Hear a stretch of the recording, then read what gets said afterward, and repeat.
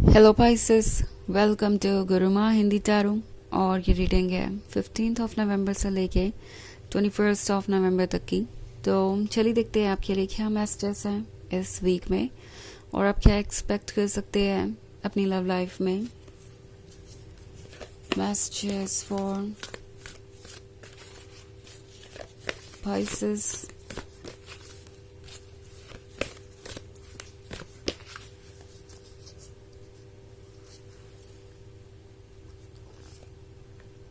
The Sun, 10 of Fire, 9 of Fire, Page of Water, 8 of Fire, and actually मैंने लगता है सबके नाम बोल ही दिए। सो यहाँ पे 9 of Fire के साथ ये एक ऐसी सिचुएशन है जहाँ पे कोई इस रिलेशनशिप पे गिव अप नहीं कर पा रहा है। कोशिश तो बहुत कर रहा है बट इस रिलेशनशिप पे गिव अप करना उनके लिए पॉसिबल नहीं है। इनफैक्ट 8 ऑफ फायर का कार्ड है, सो प्रोबेबली ये शायद किसी नए पर्सन के साथ टच में है। कोशिश की है इन्होंने मूव ऑन करने की, आपको भूलने की। मे बी ये किसी के बहुत क्लोज जाने की कोशिश कर रहे हैं, चाहते हैं कि उन्हें आपकी याद ना आए।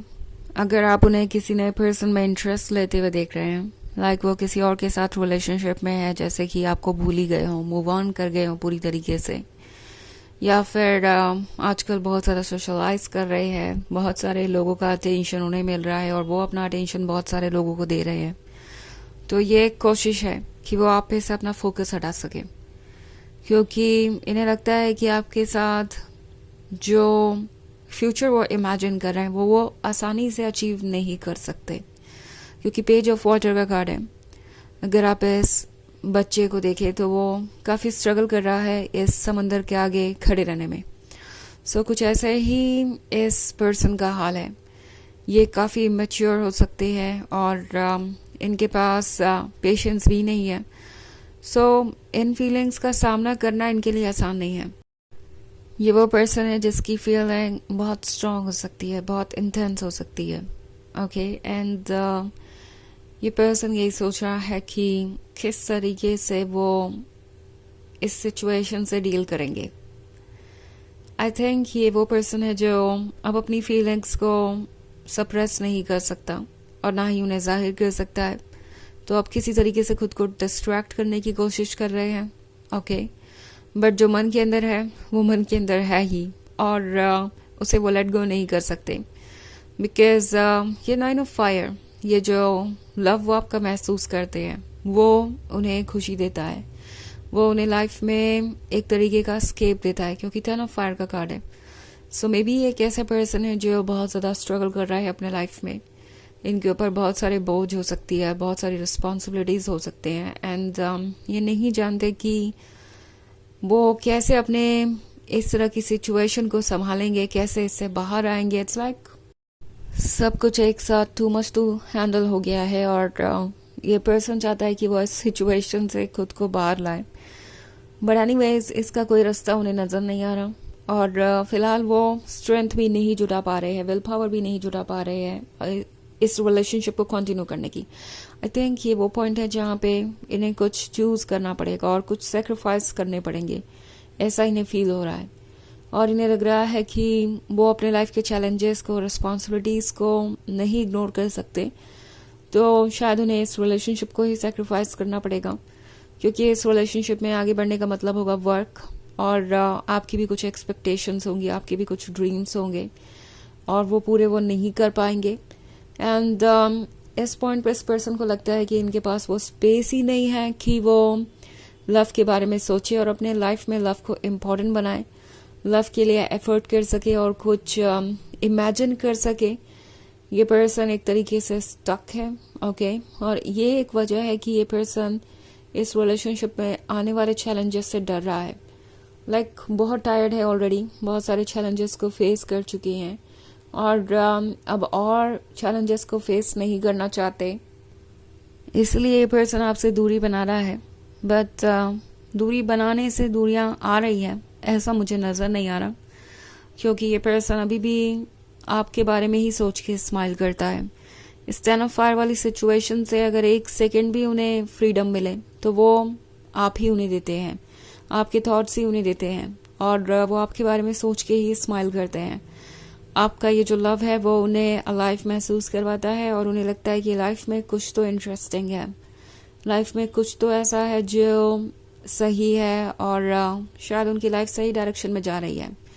सो यहाँ पे सन के कार्ड के साथ ये जानते हैं कि इनके लाइफ में रोशनी आई जब आप आए, और पाइसेस आपकी रोशनी इन्हें बहुत पसंद थी, वो लव, वो अटेंशन, वो warmth, but at the same time उन्हें नहीं लगता कि वो सन को हैंडल कर सकते हैं या सन को वो किसी तरीके से रोक सकते हैं।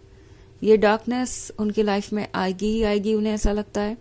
बट एनीवेज जो सन उनके जीवन में आया था उससे थोड़ी सी रोशनी उन्होंने चुरा के अपने पास रख ली ताकि वो इस डार्कनेस को सरवाइव कर सके, इस डार्कनेस में जी सके। कुछ ऐसा ही इस पर्सन का हाल है।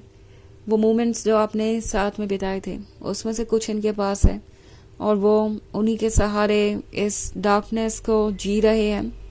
एंड 10 ऑफ फायर के साथ इस वक्त इन पे बहुत सारा बोझ है जिससे कि ये डील करने में व्यस्त है और इसीलिए ये कुछ भी सीरियस कर नहीं पा रहे, सीरियस कमिटमेंट देने की स्थिति में नहीं है शायद, एंड इसीलिए ये इस रिलेशनशिप को नहीं चूज कर रहे। उन्हें नहीं लगता कि वो इसे कंटिन्यू भी कर सकते हैं। हालांकि ये एक जनरल रीडिंग है तो ये सबसे रेजोनेट नहीं होगी, एनर्जी रिवर्स हो सकती है अगर आप क्रॉस वॉचर हैं। इसके अलावा अगर आप पिछले वीक की रीडिंग देखना चाहें तो उसका भी लिंक आपको डिस्क्रिप्शन बॉक्स में मिल जाएगा हमेशा की तरह। तो चलिए आगे बढ़ते हैं और देखते हैं और क्या मैसेजेस हैं आपके लिए। Messages for Pisces, 7 of fire, 7 of earth, 5 of fire, call, temptation, and high priestess. Okay.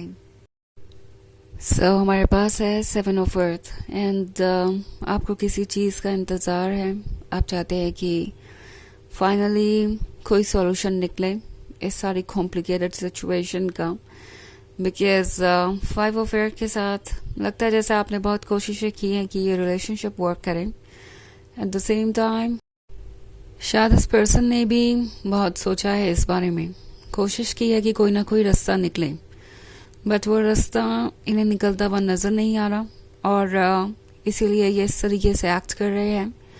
Call का कार्ड आपसे कह रहा है कि अपनी मन की बात को सुनिए। आपके मन की जो फीलिंग्स है वो आपको इस पर्सन की फीलिंग्स के बारे में बता रही हैं। जो भी इंट्यूशन आप फील कर रहे हैं वो बेवजह नहीं है।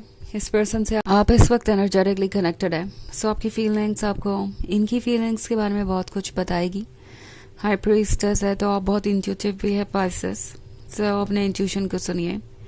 ऑल्सो टेम्पटेशन का कार्ड है, सो आप इस पर्सन के लिए काफ़ी टेम्पटिंग है, आप काफ़ी अट्रैक्टिव हैं, आप काफ़ी स्वीट और परफेक्ट है। उन्हें लगता है जैसे कि आप उनके लिए ही बने हैं। सो इस फ्रूट को वो देख कर यही सोचते हैं जैसे कि ये फ्रूट उनको ही बिलोंग करता है, बट देन क्या वो इस फ्रूट को डिजर्व करते हैं? कभी कभी उन्हें ऐसा लगता है और इस वक्त उन्हें लगता है कि ये फ्रूट उनसे कहीं दूर है, किसी ट्री पे है जिसको वो अप्रोच नहीं कर सकते। सो उन्हें लगता है कि आप दोनों एक डिफरेंट लेवल पे है और वो आपको अप्रोच नहीं कर सकते फिलहाल। चलिए देखते हैं आपके लिए ऑरेकल मैसेज क्या है।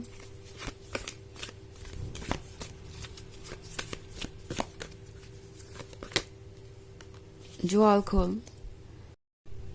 Dharma unfolding. Remember that you are on a path. Take one step at a time to happiness. तो ये कार्ड आपको याद दिला रहा है पाइसेस कि जिस जर्नी पे आप निकले हैं वो जर्नी लंबी है और आप एक रास्ते पे हैं और रास्ता आप एक एक स्टेप करके ही कवर कर सकते हैं। कभी कभी हम डेस्परेट होते हैं, डायरेक्ट गोल तक पहुंचना चाहते हैं, बट ये जर्नी आपको बहुत कुछ सिखाएगी, इसलिए ये ज़रूरी है। एंड इस जर्नी में बहुत सारे ऐसे मोमेंट होंगे जो आपको खुशी भी देंगे। सो पेशेंटली आगे बढ़ते जाइए और आप अपनी हैप्पीनेस तक पहुंच जाएंगे। तो ये है रीडिंग इस वीक की आई होप आपको अच्छी लगी होगी. Thanks for watching. Till next video. Bye.